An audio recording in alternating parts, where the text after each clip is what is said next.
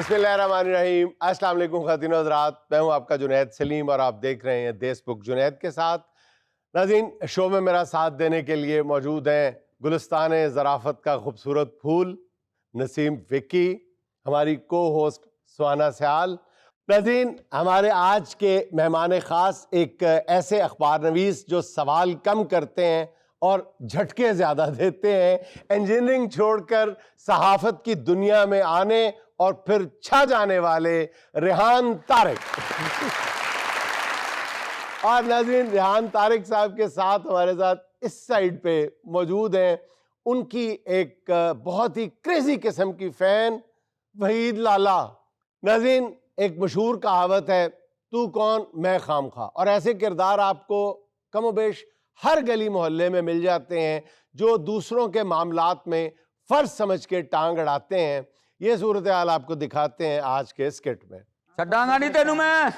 बेटे बच गया तू मेरे तो मैं त्रै जगह तो सिर पाड़ना सी तेरा। बचिया ते तू है जे मेरे ओडवे सुन तो पिछे ना तो हुंदा ते मेरी बांह सही रहनी सी। जे डॉक्टर साहब आ गए उन्होंने तुहाडे तिन्हां दा पिथे दा ऑपरेशन कर देना। आ मेरे टांके खोल लैन दे, तेरा ओवरलॉक मैं अपने हथी करांगा। बस कर दो भाई, चुप हो जाएं। ये हॉस्पिटल है, कोई आपका मोहल्ला नहीं है। चलदी लड़ाई च ना आई बाजी जख्मी हो जाएंगी। डॉक्टर साहब को कॉल करती हूँ। बुला जेड़े डॉक्टर बुलाने आसी, डॉक्टर को नहीं डरदे। Hello sir, sir emergency, ICU में इमरजेंसी है, प्लीज जल्दी आ जाए यहाँ पे। कादी एमरजेंसी? कोई भी कह रहा है मैंने दर्द हो रही। ਤੁਹਾਡੇ ਦੋਵਾਂ 'ਚ ਇੱਕ ਦੀ ਲਾਸ਼ ਪਈ ਹੋਣੀ ਸੀ ਜੇ ਮੇਰਾ ਪਿਸਤੌਲ ਨਾ ਨਾਲੀ 'ਚ ਡਿੱਗਦਾ। ਦਲੇਰ ਖਾਨਦਾਨ ਦੇ ਦਲੇਰ ਖਾਨਦਾਨ ਦੇ ਇਹ ਝੂਠ ਬੋਲ ਰਹੇ, ਦਲੇਰ ਮਹਿੰਦੀ ਦੇ ਖਾਨਦਾਨ ਦਾ ਹੀ। तो तू इत्थे सफाई करना आया या तामल फिल्मां च कास्ट होना आया? बेटे त्रै पान लिया दे बाहरों। नर्स, उस दीवार का पता लगाएं जिसमें मेरा पंच लगा है वो टूटी है कि नहीं। ओए ना तेरा पंच ठीक है ना तेरी पंच लाइन ठीक है। ओए मैं पंच मार के तेरी जॉ लाइन खराब कर देनी है। पुत्र तू जो भी लैन आएगा ना मैं तेनू वो ही देंगा। ए शुक्र करो मेरा पिस्टल अंदर पिया थी, नहीं ते आज तू एक गल्ला नहीं सी कर रहा होना। बस पूर्णम शीशा। ओए दे आसे जिगरा चाहिए, जिगरा। पिस्टल रखते सारे लेंदे ने, चलाना कोई कोई जानदा ही। और जेड़ा रखदा है उन्हें चलाना भी आंदा है। ए चलान वास्ते केड़ा भाई ड्राइवर रखना पाउंदा। ओए इन्हां नूं की पता ड्राइवर दा, सारी जिंदगी पैदल टुरे फिरे ने। नहीं ताड़ी छत ते हेलीपैड बनया ना। ओए बनवा लांगे इंशाल्लाह, तेनू मार के तेरी कबर ते हेलीपैड बनावांगे। फिर हेलीकॉप्टर ते बैठ के कहेगा मैं ओदी कबर ते चला, दुर फिटे मु तेरे सफर ते। ओए मैनू खलियां ना पईयां हुंदियां, मैं फ्लैंक किक नाल ही तेरा काम कर देना ही। ओ सदका दे अज इन्नी क लत चुक ली। ओए मैं लत नहीं, मैं हत्थ भी चुक लेना। ओए तेनू सट कोई नहीं लगी, तू सिर्फ पट्टी इसलिए कराई है कि तेनू लड़ना ना पवे। अपनी बक बक बंद कर। ओए आप लोगों को किसने बोला था कि आप लोग आपस में ही लड़ पड़े? और तेरी खातर ते गैरत खा के मैं ना लड़िया। वो गैरत खा के नहीं, पैसे खा के लड़े हैं। ओए चुप कर जा। ओए बाजी नर्स, हाँ मैनू किसी और कमरे च ले जा, नहीं तो इन्हां दा कत्ल हो जाना मेरे कोलों। भैया, ये हॉस्पिटल है, आप यहाँ पे इस तरह से लड़ाई और बहस नहीं कर सकते हैं। सिस्टर तू ऑपरेशन वाले औजार ले आके दे, मैं इधर तक कंडा कट्ठा। ओए नगद बड़े शौक से, औजार अगले चौंक से। सिस्टर, हाँ मेरे उत्ते कंबल ही दे दे, मेरी बांह नहीं काम कर रही।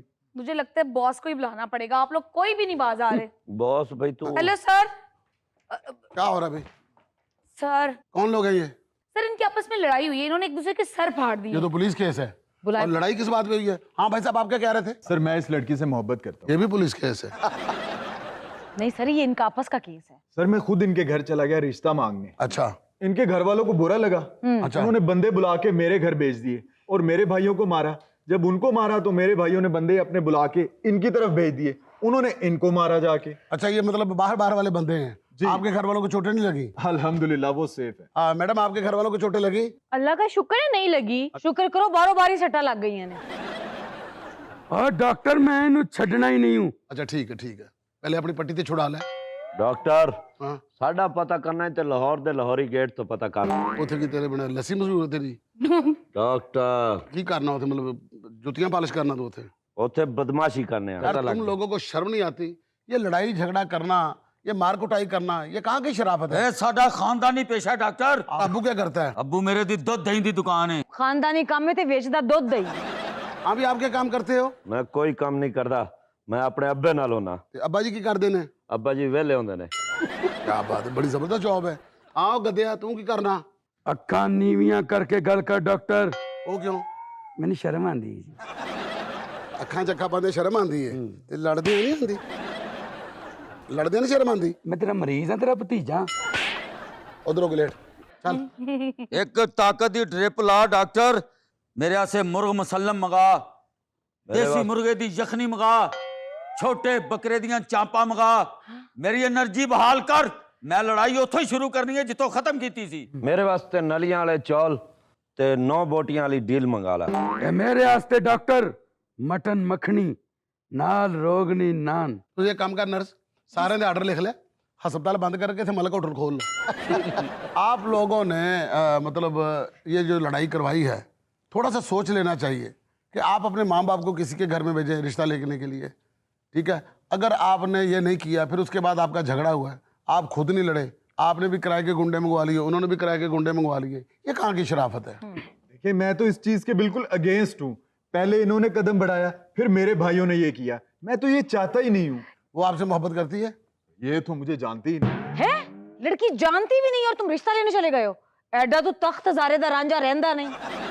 देखो आज के जमाने में भी इस तरह के कपड़ों के अंदर रांझे मौजूद हैं। हाँ जी। देखिए, रिश्ते का पैगाम भेजने या खुद ले जाने में कोई हर्ज नहीं है। मामला उस वक्त खराब होता है जब लड़ाई झगड़े शुरू हो जाते हैं। भाई आप लोग लड़ते क्यों यार? ਸਾਡਾ पेशा है और साडा धंधा है। लड़ाई साडा रोजगार है। और लड़ाई रोजगार किसका होता है? जिवें पौड़ियां बनाने वाला पौड़ियां बना के पैसे लेंदा है, ਅਸੀਂ ਲੜ ਕੇ ਪੈਸੇ ਲੈਨੇ ਆ, ਉਹਦਾ ਰੋਜ਼ਗਾਰ ਹੈ, ਇਹ ਸਾਡਾ ਰੋਜ਼ਗਾਰ ਹੈ। क्या बात है, क्या लॉजिक है भाई? और जिस तरीके मेडिकल स्टोर वाला दवाइयां बेच के पैसे लेंदा है, उस तरीके ਅਸੀਂ लड़ के पैसे लेने हैं। हाँ, बड़ा काम कर देने भाई ਆ माशाल्लाह। ਜਿਵੇਂ ਸਟੋਰ ਵਾਲਾ ਸੌਦਾ ਵੇਚ ਕੇ ਪੈਸੇ ਲੈਂਦਾ ਹੈ, ਹਾਂਜੀ ਲੜ ਕੇ ਅਸੀਂ ਲੈਨੇ ਆ। तौबा, जहालत की इंतहा है। सर देखिए इनका रोजगार क्या है। हराम खाते हैं और क्या ये? ਹਰਾਮ ਉਹ ਖਾਂਦੇ ਨੇ ਜਿਹੜੇ ਨਾਕਸ ਮਟੀਰੀਅਲ ਲਾ ਕੇ ਪੁੱਲ ਬਣਾਉਂਦੇ ਨੇ ਤੇ ਲੋਕਾਂ ਦੀਆਂ ਜਾਨਾਂ ਨਾਲ ਖੇਡਦੇ ਨੇ। हाँ माशाल्लाह। ਹਰਾਮ ਉਹ ਖਾਂਦੇ ਨੇ ਜਿਹੜੇ ਜਲੀ ਦਵਾਈਆਂ ਵੇਚਦੇ ਨੇ ਡਾਕਟਰ। ਹਰਾਮ ਉਹ ਖਾਂਦੇ ਨੇ ਜਿਹੜੇ ਗਲੇ ਸੜੇ ਫਲ ਵੇਚ ਕੇ ਬਿਮਾਰੀਆਂ ਪੈਦਾ ਕਰਦੇ ਨੇ। नहीं माशाल्लाह ਤੁਹਾਡਾ ਕੰਮ ਤੇ ਬਹੁਤ ਵਧੀਆ ਹੈ। ਓਏ ਕਿਰਾਏ ਦਿਓ ਲੜਾਕਿਓ, ਕਿਰਾਏ ਦਿਓ ਕਾਤਲੋ, ਤੁਹਾਨੂੰ ਸ਼ਰਮ ਨਹੀਂ ਆਉਂਦੀ? ਲੜਾਈ ਕਿਸੇ ਦੀ ਲੜਨ ਤੁਸੀਂ ਚਲੇ ਜਾਂਦੇ ਹੋ। ਡਾਕਟਰ, ਉਹ ਲੋਕ ਝੂਠ ਬੋਲਦੇ ਨੇ ਜਿਹੜੇ ਕਹਿੰਦੇ ਨੇ ਕਿ ਅਸੀਂ ਖੂਨ ਪਸੀਨੇ ਦੀ ਕਮਾਈ ਖਾਂਦੇ ਆ। वो कैसे? ਉਹ ਸਾਡਾ ਕੰਮ ਹੈ ਜਿਹਦੇ ਵਿੱਚ ਖੂਨ ਵੀ ਨਿਕਲਦਾ ਤੇ ਪਸੀਨਾ ਵੀ ਨਿਕਲਦਾ ਹੈ। खून कैसे निकलता और पसीना कैसे निकलता जनाब? ਕੋਈ ਡੰਡਾ ਇੱਟ ਮਾਰ ਦੇਵੇ ਤੇ ਖੂਨ ਨਿਕਲ ਆਉਂਦਾ ਹੈ, ਕੋਈ ਕਵੇ ਤੇਰੇ ਤੇ ਝੂਠਾ ਪਰਚਾ ਹੋ ਗਿਆ ਤੇ ਪਸੀਨਾ ਨਿਕਲ ਆਉਂਦਾ ਹੈ। ਤੇ ਜੇ ਹੂਟਰ ਦੀ ਆਵਾਜ਼ ਆਈਏ ਤੇ ਅੰਦਰੋਂ ਕੋਈ ਫੜਨ ਵਾਲਾ ਨਿਕਲ ਆਂਦਾ ਹੈ। ਜੇ ਉਤੋਂ ਅੱਬਾ ਆ ਜਾਵੇ ਤੇ ਤਰਾ ਨਿਕਲ ਆਂਦਾ ਹੈ। ਓਏ ਅੱਬਾ ਆ ਗਈ। ਤੇ ਜਿਹੜਾ ਸਾਨੂੰ ਛੱਡ ਦੇਵੇ ਉਹ ਸਾਡਾ ਭਰਾ ਨਿਕਲ ਆਉਂਦਾ ਹੈ। क्या बात है, क्या लॉजिक है इन लोगों के भाई? डॉक्टर साहब, हाँ जी। ये तो किराए के कातिल है, इनका तो काम ही है लड़ना। हाँ बिल्कुल ऐसा ही। सुनिए, will you marry me? Of course. ਓ ਕੁੜੀ ਨਾਲ ਫੇਰ ਗੱਲ ਕਰ ਲੈ। ਓਏ ਤੈਨੂੰ ਛੱਡਾਂਗੇ।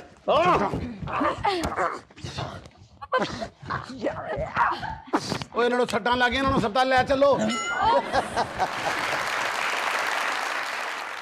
नाज़रीन, यहाँ मुझे लेनी एक छोटी सी कमर्शियल ब्रेक, हमारे साथ रहिए।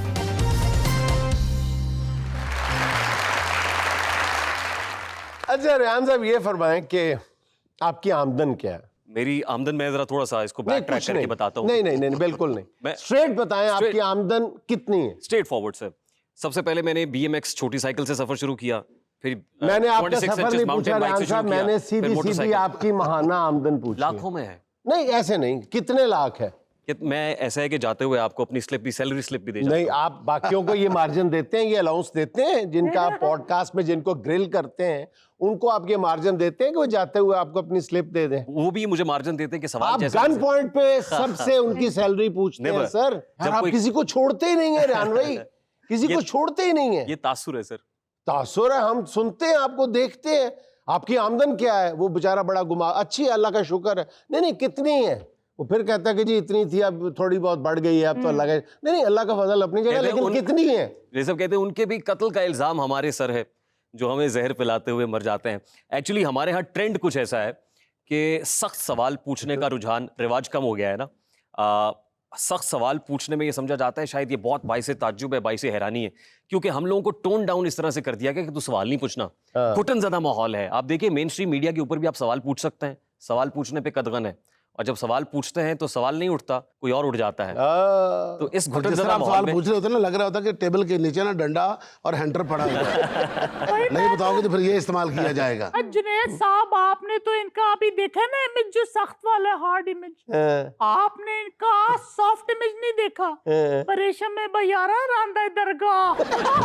Oh my वो God। हल्का यारा रेशम की तरह हाँ, ना। वो आप वाला। अब मैं तो खुश इस बात पे भी हूँ, अब आया ना ऊँट पहाड़ के नीचे, कैसे फंसाया जुनैद साहब ने, और इसके बाद मैं फंसाऊंगी आप।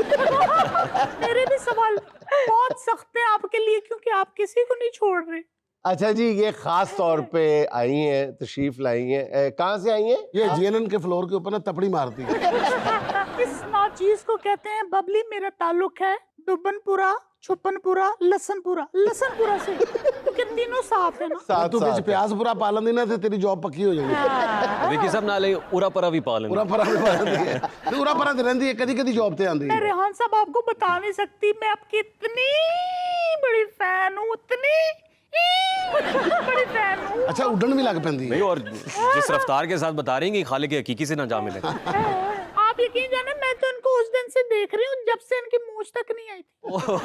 अच्छा रेहान साहब, ये फरमाएं कि आपने माशाल्लाह यूईटी से इंजीनियरिंग की डिग्री हासिल की, फिर अचानक ये सहाफत के जरासीम कहाँ से होता है? जुनैद साहब, मुझे ये लगता है कि इंजीनियरिंग तो बहुत बाद में आई। हाँ ये उसी वक्त शुरू हो गया था जब मेरे दादा जो शायर भी थे, हाँ, मुबल्लिग भी थे, खतीब भी थे, तो वो बचपन में मुझे प्रैम में जब कैरी करके लेके जाते थे, और साथ में ये शेर कहते जाते थे कि रास्ते में फकीर होते हैं, फूल दामन में चंद रख लीजिए और रास्ते में फकीर होते हैं। ये आपने प्रेम में शायरी सुनी हुई है? ये प्रैम में मेरे सबकॉन्शियस में मुझे लगता है कहीं ना कहीं स्टोर हो रही थी। अच्छा अच्छा तो ये सफर उसी वक्त शुरू हो गया था। इंजीनियरिंग में तो मुझे लगता है साजिशी अनासर ले आए, अच्छा। धक्के से, सोशल प्रेशर से हमने इंजीनियरिंग कर ली। असल सफर यही था जो अब कर रहे हैं। फिर आप डिबेट्स की, तकरीरों की तरफ आए, वहाँ पे आपने कमाल किए और ऐसे किए कि करते ही चले गए। फिर अल्लाह ताला ने आपके लिए शोहरत के दरवाजे खोले, परिंदे क्यों नहीं आते, कर क्यों नहीं गिराते। कंकर क्यों नहीं गिराते। अच्छा, ये बेसिकली नसर थी, लेकिन आपने नज्म के अंदाज में पढ़ी और कमाल पढ़ी, इस तरह पढ़ी कि वो जुबान ज़दे आम हो गई। सर, ये क्या मामला था? मियाँ साहिबान जब एग्जाइल से वापस आए थे पंजाब में, अच्छा। और 2008 में जब इनकी हुकूमत आई तो इन्होंने पंजाब में एक डिबेट कॉन्टेस्ट कराया था। उसका जो फर्स्ट प्राइज था वो 2 लाख रुपए था। हाँ हाँ हाँ। और फिर तहसील में, डिस्ट्रिक्ट में, डिवीजन में भी प्राइसेस थे, कैश प्राइसेस थे, कहीं 25,000, कहीं 50,000। तो खैर बहुत ज़्यादा इंथुजियाज्म था कि यार ये मुकाबला जीतना है। तो I was declare the best speaker in Punjab. फिर उसमें तमाम क़यादत जो थी उस वक्त की हुकूमत की, वो बैठी हुई थी। ईवान इकबाल था, बुलेट प्रूफ ग्लास था। मैंने पहली बार पाकिस्तान की पॉलिटिकल लीडरशिप को इतने करीब से देखा था। अच्छा। तो जज्बात का एक ठाठे मारता हुआ समंदर था। मौजू तकरीर का था कि हमने तकरीब से खुद अपने नशे मन फूके, और मुझे वहाँ पे मॉडल स्पीच करने के लिए 2 मिनट दिए गए थे। मुझे बार बार एक साहब कह रहे थे बस करो बस करो बस करो। तो मैंने जब ये कहा कि घंटियां ना बजाओ, मैं यहाँ से चला जाऊंगा, मगर मेरी आवाज़ इस शोरे सदा में गूंज तो लेने दो, तो हाल तालियों से गूंज उठा। जब मैं वो तकरीर करके जुनैद साहब उतरा था तो किसी ने मेरे कंधे पे हाथ रख के कहा कि मियाँ साहब कह रहे हैं तकरीर लिख दो। मैंने कहा अच्छा। मैंने कहा कौन मियाँ साहब? क्योंकि in the back of my mind ये था, मुझे समझाया गया था कि नौजवान अपने वक्त का बादशाह हुआ करता है। मैंने पीछे मुड़ के देखा तो बड़े वाले मियाँ साहब ने ना सर ऐसे हिलाया। मैंने वो तकरीर कांपते हुए हाथों के साथ लिखना शुरू की। इन द मीनवाइल मेरे एक दोस्त एक्सप्रेस अखबार में थे, वो मेरे पास आया, उसने कहा अपना नंबर, अपना एड्रेस, अपना ईमेल आईडी इसके ऊपर लिख देना। अच्छा। 4 रोज के बाद मैं घर में अपने बच्चों को पढ़ा रहा था। उस वक्त मेरे पास ट्यूशन के लिए लोग आते थे। अच्छा रेहान भाई, जब मियाँ साहब ने तकरीर लिखवाने की ये फरमाइश की थी तो इनफैक्ट आप समझे होंगे कि शायद इरफान सिद्दीकी साहब के छाबे पे हाथ मारने की। नहीं, इरफान सिद्दीकी साहब को तो उस वक्त भी मैं उस्ताद मानता था। नक्शे ख्याल उनका कॉलम आया करता था, और नक्शे ख्याल पे जो नपी तुली जबान होती थी और जो वोकैबुलरी होती थी, हम उससे बहुत कुछ सीखते थे। इरफान सिद्दीकी साहब से भी बड़ा अच्छा ताल्लुक है सर। तो खैर मुझे फ़ोन आता है, डॉक्टर आसिफ किरमानी बात कर रहा हूँ। मैंने जाने बुला डॉक्टर आसिफ किरमानी कौन है? कहते पर्सनल सेक्रेटरी मियाँ नवाज शरीफ। मैंने कहा अच्छा जी। वो आपने तकरीर की थी, उस पर कुछ पॉइंटर्स थे, हमें पूरी मिल जाएगी? मैंने कहा मिल जाएगी। तो कितना टाइम लगेगा? वो चाह रहे थे कि कंपोज फॉर्म में मिले। मैंने कहा 3 से 4 रोज में मिल जाएगी। उन्होंने कहा 3 से 4 रोज ज्यादा, मियाँ साहब बात करेंगे। तो फोन आता है, अस्सलाम वालेकुम रेहान साहब, क्या हाल है? मैंने कहा जी ठीक ठाक। खैर उन्होंने मुझसे पूछा क्या करते हैं? मैंने कहा जी मैं इंजीनियरिंग का स्टूडेंट हूँ। वाले साहब क्या करते हैं? तकरीर बहुत अच्छी लगी, कितनी देर? मैंने कहा आधे घंटे में आई। कंपोजर से कंपोज कराई। उन्होंने कहा फैक्स भी करते हैं, ईमेल भी करते हैं। मैंने फैक्स भी की, ईमेल भी की। फिर शुक्रिया का फोन आया। फिर एक प्रेजेंटेशन थी जो मैं चाहता था यूथ से रिलेटेड वो दूं, वो पहुंची भी। उसके बाद इनिशिएटिव शुरू हुए। मैं आज आपके प्लेटफॉर्म से बता रहा हूँ कि जो लैपटॉप डिस्ट्रीब्यूशन का जो इनिशिएटिव था या उजाला स्कीम का इनिशिएटिव था, उसमें कहीं ना कहीं हमारा कंट्रीब्यूशन। अच्छा रेहान भाई, ये जरा वजाहत कर दें कि वो जो लैपटॉप स्कीम है उसमें आपकी कंट्रीब्यूशन या हिस्सेदारी किस तरह की थी? आप किस तरह की हिस्सेदारी या शराकतदारी की बात नहीं, कर मैं रहे ऐसी हैं? बात कर रहा हूँ कि आप सिर्फ तजवीज़ कुनिंदा थे। हाँ, तजवीज़ अच्छा, कुनिंदान, ठीक ठीक। कुनिंदगान में अपना जवाब बिल्कुल हंस के दे रहे हैं, दूसरे को जब पूछे उसको तो आप थानेदार बने होते हैं। उस वक्त नहीं, मुझे बेटा नहीं कहें आप, वरना मैं भटक जाऊंगा, वरना मैं कहीं ना कहीं ऐसा हो जाऊंगा कि मैं फिर नरम हो जाऊंगा। यार देखो आज कितना प्यारा बच्चा बना हुआ है। नहीं वैसे एक बात बताओ, ये सादे भी हो जाते हैं। इन पे ही तो कहा था शायर ने कि मीर भी क्या सादा है, बीमार हुए जिसके सबब उसी के साहबजादे के बेटे के बाप साहबजादे से दवा लेते हैं। तो चुप करके बैठ पैसे चुड़ैल। नहीं देखिए, मेरा मुंह बंद नहीं करा सकते। रेहान, मैं चाहती हूँ आप मुझसे ना कंट्रोवर्शियल सवाल करें और मैं फंस भी जाऊंगी। मैं यकीन जाने। यही तो मैं नहीं चाहता। अच्छा चले, पहले रेहान की जिंदगी का सफर मुकम्मल कर लेना कि यहाँ तक कैसे पहुंचे इंजीनियरिंग से, उसके बाद फिर आप एंकर होस्टिंग की तरफ आ गए, मुख्तलिफ चैनल, 3-4 चैनल्स का सफर करते हुए फिर सोशल मीडिया आ गया। जी एग्जैक्टली जुनैद साहब, मैं रेडियो पाकिस्तान से सफ़र शुरू किया 2007 में। एक ऑडियंस बेस्ड शो था नूर जहां ऑडिटोरियम से। फिर उसके बाद प्राइवेट मीडिया, मुख्तलिफ चैनल्स के साथ काम किया। फिर अभी सिटी न्यूज़ नेटवर्क के साथ मैं काम कर रहा हूँ and it's been almost 14 years now. अच्छा, इस इदारे के साथ जो मेरी अच्छा। वाबस्तगी है वो 14 सालों पे मुहित है। 14 साल हो गए। वाह वफा है। अच्छा, आपका एक्सपीरियंस 14 साल का है, मेरी एज 14 साल की है। तो तेरा वाड़ा ना खिला रहा 10 रहे तो 54 साल की है। अच्छा मुझे ये बताओ, ये हेयर स्टाइल कैसा बनाया हुआ है? ओहो बेबी, भैन मेरी ये हेयर स्टाइल नहीं है का।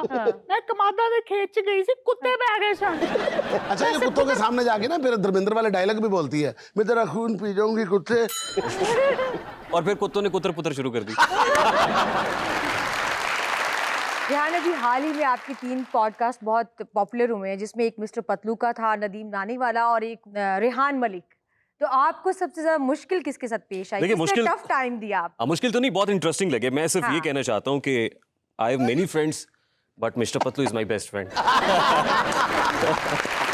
लेकिन एक बात है रेहान भाई कि पतलू ने आपको टफ टाइम बहुत दिया है। विकी भाई देखिए, बात उड़ के प्याज हो दोनों। ਜਿਹੜਾ ਉੱਡ ਕੇ ਪੈਂਦਾ है ना वो ज्यादा सॉफ्ट टारगेट ਹੁੰਦਾ है। अच्छा। क्योंकि जब आप खुद बहुत कुछ कहना चाह रहे होते हैं, देखिए इंटरव्यूअर के लिए सबसे मुश्किल काम ये होता है एक ऐसे बंदे का इंटरव्यू करना जो बहुत इंट्रोवर्ट है, बहुत साइलेंट है, जो खुद ही बोल रहा है, उसको बुलाने की जरूरत ही नहीं पड़ती। आप अच्छा, आपके और पतलू के दरमियान जो बात हुई है ना, उसके अंदर जो हालात पैदा होते हैं ना वो बिल्कुल ऐसे बन जाते हैं। और आपको एक बात बताऊं कि पतलू ने अपनी ब्रॉड के ऊपर डांस करवाना बंद कर दिया, पता है आपको? मेहरबानी है जी। अभी एक सुंबल लड़की है मुल्तान की, वो उसको कहती है कि पतलू मैंने थोड़ा सा कोई एक्शन करना है, कहता सादा एक्शन भी नहीं करना, अच्छा, डांस बिल्कुल नहीं करना, मेरी स्क्रीन पे नहीं करना, रियली? कहीं और जाके करो। जी मैं आपको दिखा भी देता हूँ।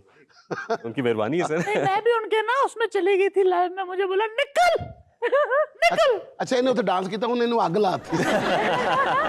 वैसे रेहान ना डिबेटर बहुत अच्छे हैं, मैंने भी इनको ना फॉलो किया है, इनके नक्शे कदम पे। मैं एक छोटी सी डिबेट कर रही हूँ। जनाब अली वकार, जिस दौर में उड़ना मुश्किल हो उस दौर में बैठ जाना ही लाजिम है। क्या बात। आप यकीन माने, मैंने आपका कोई पॉडकास्ट नहीं छोड़ा।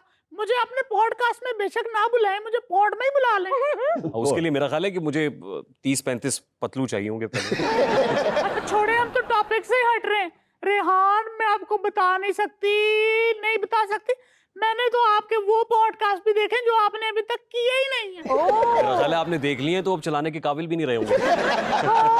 मेरी बात आपने फौरन पकड़ ली है?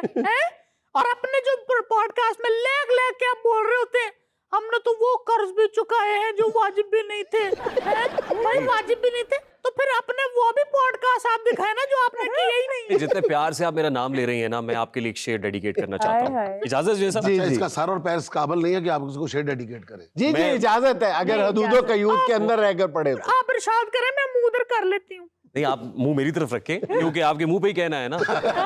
आईना गर्द गर्द कैसा है, आईना गर्द गर्द कैसा है, रंग चेहरे का जर्द कैसा है, और काम घुटनों से जब लिया ही नहीं फिर ये घुटनों में दर्द कैसा है। हाय अल्लाह, इन्होंने तो मैंने जिरकान से ना करता। कजिन रेहान तारिक की दिलचस्प बातों का सिलसिला जारी है, लेकिन वक्त एक छोटी सी कमर्शियल ब्रेक था।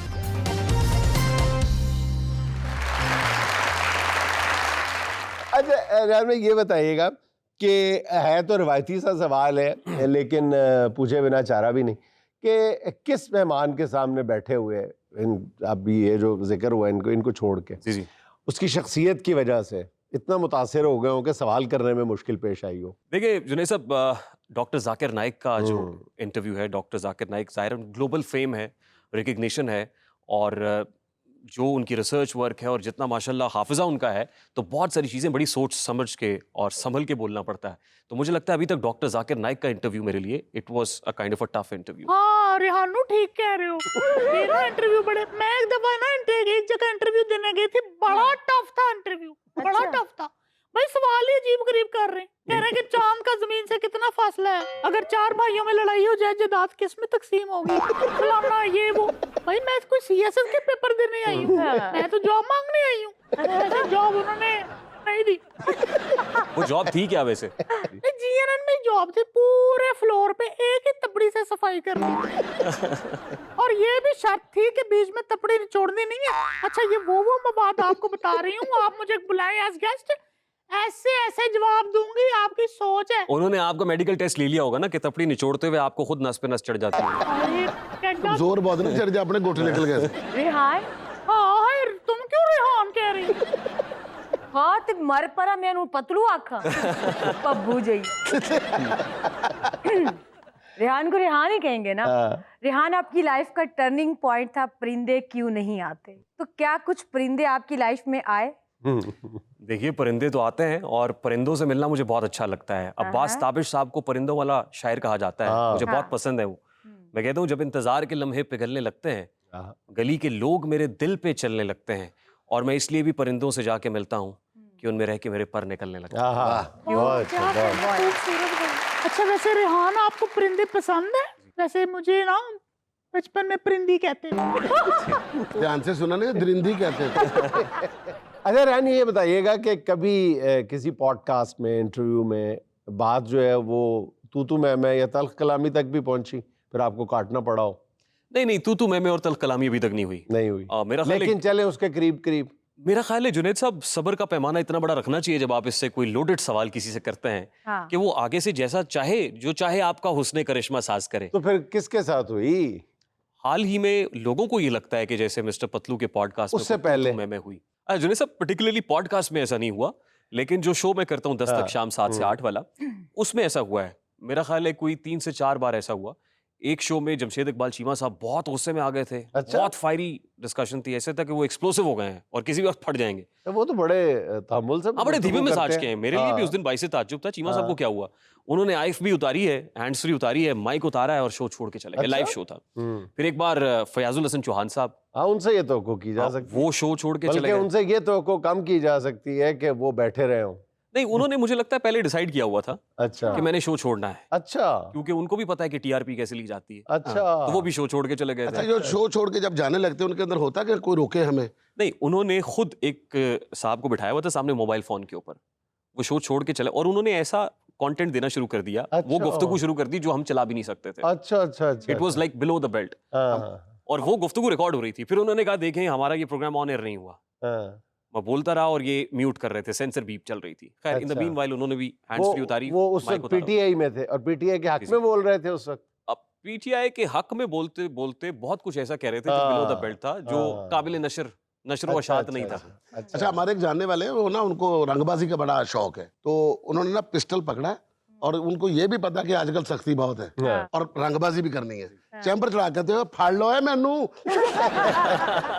रेहानू, ये जो उन्होंने आखिर में कहा है ना, ये आप मेरी तरफ से समझ लें। मैनू फड़ लो वाला मामला जो है, ठीक है, ये मेरा ख्याल है इस ख्वाहिश को लिए आप दफन हो जाएंगे। और इसके शौहर ने इसको कहा था जाओ यहाँ से दफन हो जाओ, और फिर उसने कहा था दफन कर दो हमें के सांस मिले। जैसे आप अपनी बातों में ना शेर बहुत ज्यादा पढ़ते हैं, मेरी जुल्फों पे कोई शेर आ रहा है आपको? अच्छा, आपका पजामा देख के लग रहा है बाहर बहुत बारिश हो रही है। आए, कितना नोटिस करते हैं आप। ये टांगे दिखाने वाली नहीं है, ये भूनने वाली है। कहते ये भूनने वाली है। आपकी जुल्फों पे है ना, उम्रे दराज मांग के लाए थे 4 बाल, 2 आरज़ू में झड़ गए 2 इंतजार में। खूबसूरत। अब पता नहीं मैं ऐसे अपनी तारीफ समझू या बदतरीफी। नहीं, आपकी तारीफ हो रही है। वैसे आप नॉर्मल भी लाइफ में ऐसे रहते हैं जैसे किसी स्टोर पे चले गए, यार एक जूस का डब्बा देना, मुझे बहुत प्यास लगी है। देखे तंग आ कैसे औरत बन के। जी तो अब बारी है सुहाना का सवाल मेहमान से। इसमें हम आपको 4 ऑप्शंस देंगे, एक आपको सिलेक्ट करनी होगी। अगर आपकी पॉडकास्ट में कोई गेस्ट गुस्से में पिस्तौल निकाले तो आप क्या करेंगे? मैं सरेंडर कर दूंगा जी, हैंड्स अप कर दूंगा। ऑप्शंस तो ले लें। ऑप्शन नंबर 1 फौरन कहेंगे हुण बंदा मजाक भी ना करे। ऑप्शन नंबर 2 15 पर कॉल करेंगे। ऑप्शन नंबर 3 बटरिंग करेंगे, वाह आप तो जबरदस्त फिल्मी विलन लग रहे हैं यार। ऑप्शन नंबर 4 या फिर बड़ी गन निकाल कर कहेंगे हाँ हुण दस। नहीं, हम कहेंगे बाजी डर गई। अच्छा रेहान, बहुत सारे ऐसे गेस्ट भी हमारे शोज में आते हैं जो अपनी बहुत ज़्यादा लंबी तारीफें पुल बांधने शुरू कर देते हैं, तो आप नए सीखने वालों को क्या मैसेज देंगे कि ऐसे गेस्ट के साथ कैसे निपटा जाए? अच्छा, पहले तो आपकी ऑब्जर्वेशन बड़ी स्ट्रांग है माशाल्लाह। ऐसे बहुत से लोगों में मिलते हैं हाँ, जो तो कहते हैं कि बस अंजुमन सताइश है। बामी होनी चाहिए, वो खुद ही बोलते हैं और बोलते चले जाते हाँ, हैं। बहुत। उस पर आपको कहना चाहिए सुभान अल्लाह माशाल्लाह माशाल्लाह। आप उनको पूरे तरीके से आप कहें कि जो आप कहना चाह रहे थे बात पहुंच गई है आपकी।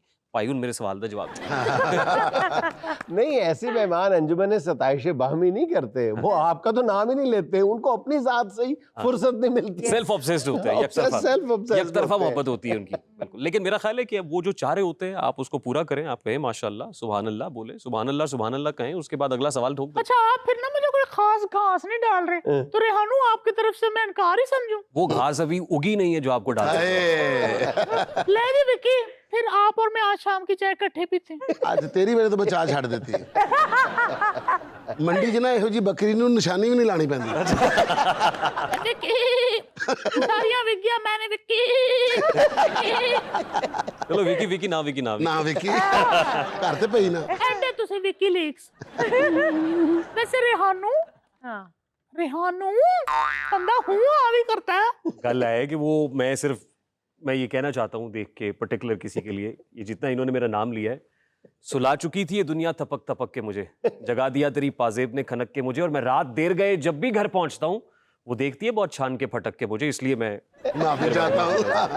रेहान भाई घर जाके भाभी को बताएंगे कि वो सिर्फ कैरेक्टर था, वो लड़का था, विग लगाई हुई थी, खुदा की कसम विग लगाई हुई थी। हमारा तो एक मेकअप आर्टिस्ट था आप जैसा। अभी बहुत सारे कमेंट आ रहे हैं कि देखो भी ये कर तो ये हलाल है या हराम है, तो अभी तो उससे जान नहीं छूटी है भाई। ये सारी बातें एक तरफ, अभी जो आपने इंटरव्यू किया था, बड़े जानी मानी शख्सियत कवि साहब आए थे, मुफ्ती कवि, बख्शते नहीं है किसी को। वो कहते सब ठीक है। पागल पापा है की इंडिया लोगों एक तुम्हें कैसे पता? मैंने ही थे पता, मैं देखिए मासूम सी हूँ, मासूमियत में देखा ना ये मुंह और मासूम की दाल। नहीं रेहानू देखो, उन्होंने मुझसे नंबर मांगा मेरा, मैंने कोई फेक नंबर दे दिया। भाई वो साल तक घंटा घंटा बंद नंबर पे बातें करते रहे, और बीच में 10-10 मिनट बाद पूछते थे जानू रिकॉर्डिंग तो नहीं कर रही, ये हराम है, अगर बता के करोगे रिकॉर्डिंग तो फिर ये हलाल होगी। और तब तक बातें करता रहा जब तक कुछ फेक नंबर से आगे से कोई बोला नहीं। हालांकि इसने कहा भी कि जानू ये नंबर फेक है, कहता जब तक हम फेक नहीं हो जाते मैंने ये नंबर बंद ही नहीं करना। यहाँ मुझे लेनी एक छोटी सी कमर्शियल ब्रेक, हमारे साथ रहिए।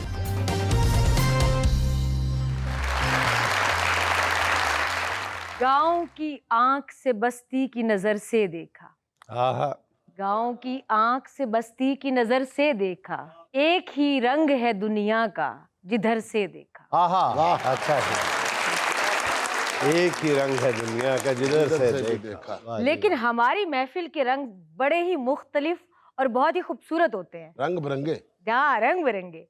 जी अस्सलाम वालेकुम, वालेकुम अस्सलाम। मेरा नाम मरियम है, मैं आपको शायरी सुनाना चाहती हूँ। इरशाद। इतने भी नादान नहीं हैं हम, हमको भी पढ़ना आता है, हमको भी पढ़ना कौन सा लहजा दिल की दुनिया, कौन सी दुनियादारी है।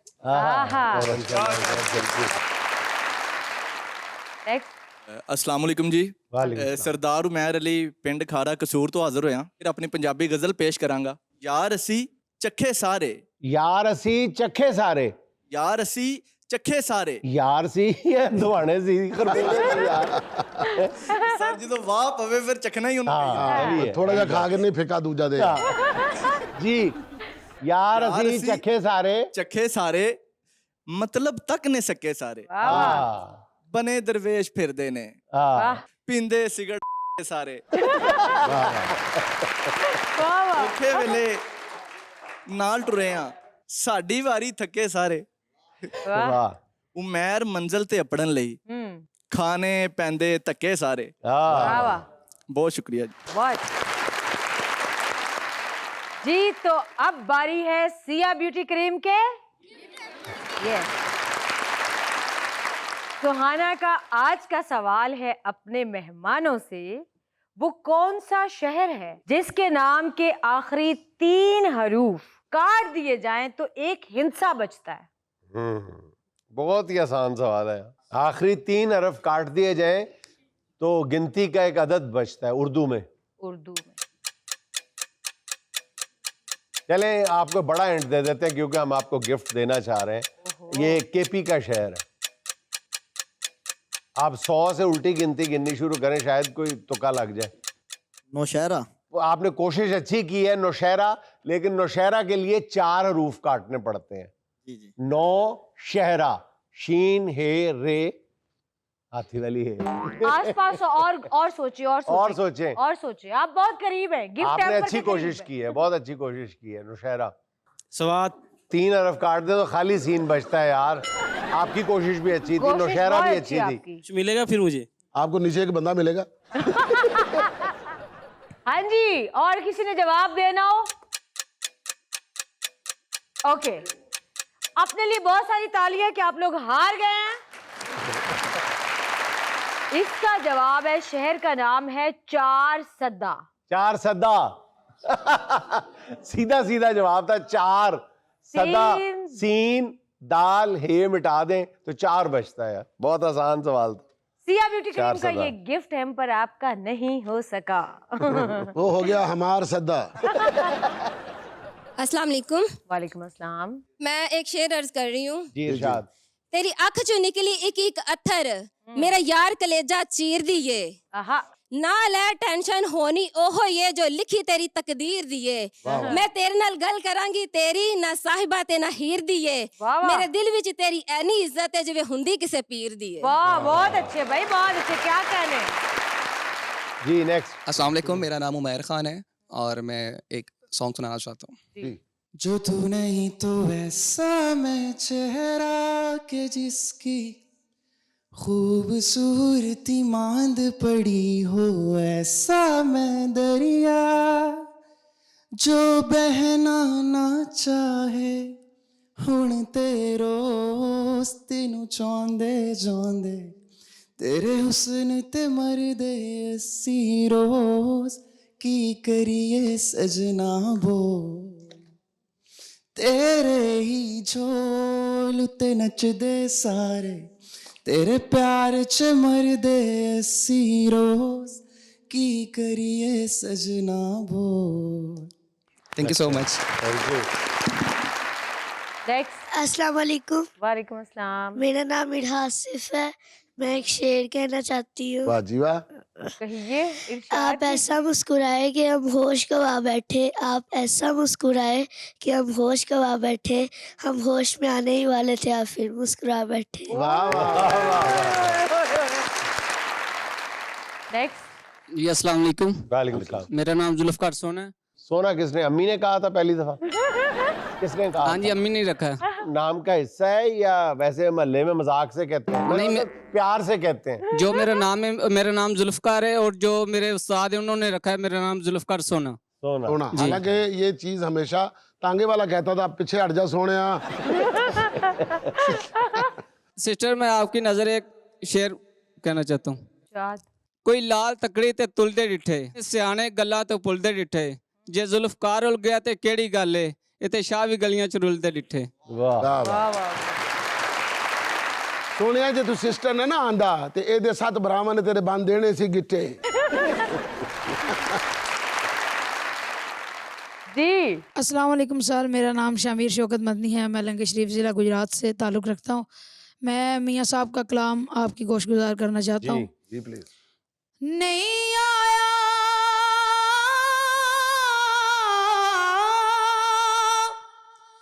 हद मेरा दिल बर जानी,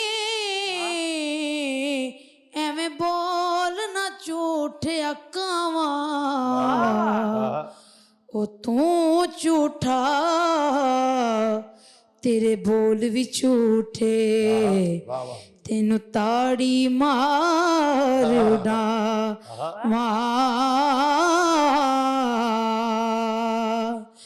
पक्की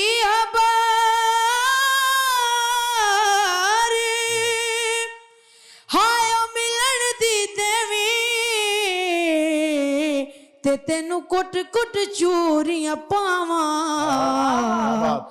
आवे माही दीदार करा जा किते रोंदी ना मर जा बहुत अच्छे जी, जबरदस्त बेटा, आपकी बहुत बहुत पक्की आवाज है, बहुत पक्की आवाज, बड़ी पुख्ता है। क्या बात है जी। तो अब बारी है सिया ब्यूटी क्रीम के सेकंड गिफ्ट हैम्पर की, यानी कि हमारी गेम। यस, तो इसके लिए हमें चाहिए 2 लड़कियां। ये बॉल आपने पहले ग्लास में डालनी है, फिर उसके बाद उसको जंप करना है, बाहर निकाल के उछाल के दूसरे ग्लास में डालना है, यानी कि आपने बॉल का 2 सोडा बनाना है।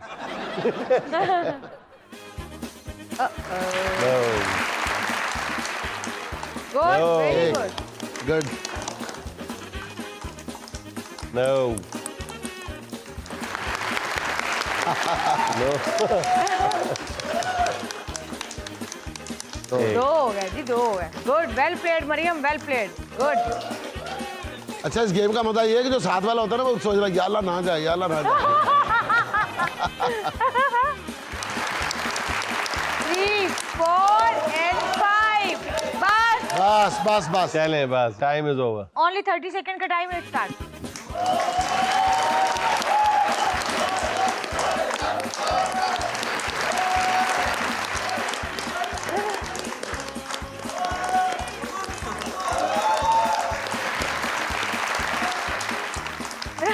Yes, good.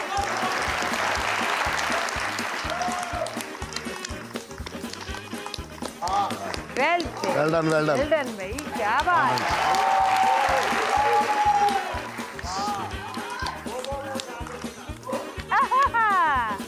ये हो गए। जी, अब कौन विनर है? मरियम जी। मरियम, ओके। हमारी सिया ब्यूटी क्रीम के गिफ्ट हैम्पर की आज की विनर है मरियम। इनके लिए बहुत सारी तालियां। अच्छा मरियम, मुझे लग रहा है कि आप स्कूल में मीना बाजार में दूध सोडे का स्टॉल लगाती रही हैं। जैसे कि विक्की साहब ने कहा था, इसलिए विनर है आप। चले जी, गुड। नाज़रीन, ये था आज का देशबुक। और चलते चलते आज की छोटी सी बात ये कि मुश्किलात और मुसीबतों का आना पार्ट ऑफ लाइफ है, लेकिन उनसे हिकमत के साथ हंसकर बाहर निकलना आर्ट ऑफ लाइफ है। नाज़रीन, खुश रहें, खुश रखें। आपसे मुलाकात होगी इंशाल्लाह अगले हफ्ते। अल्लाह।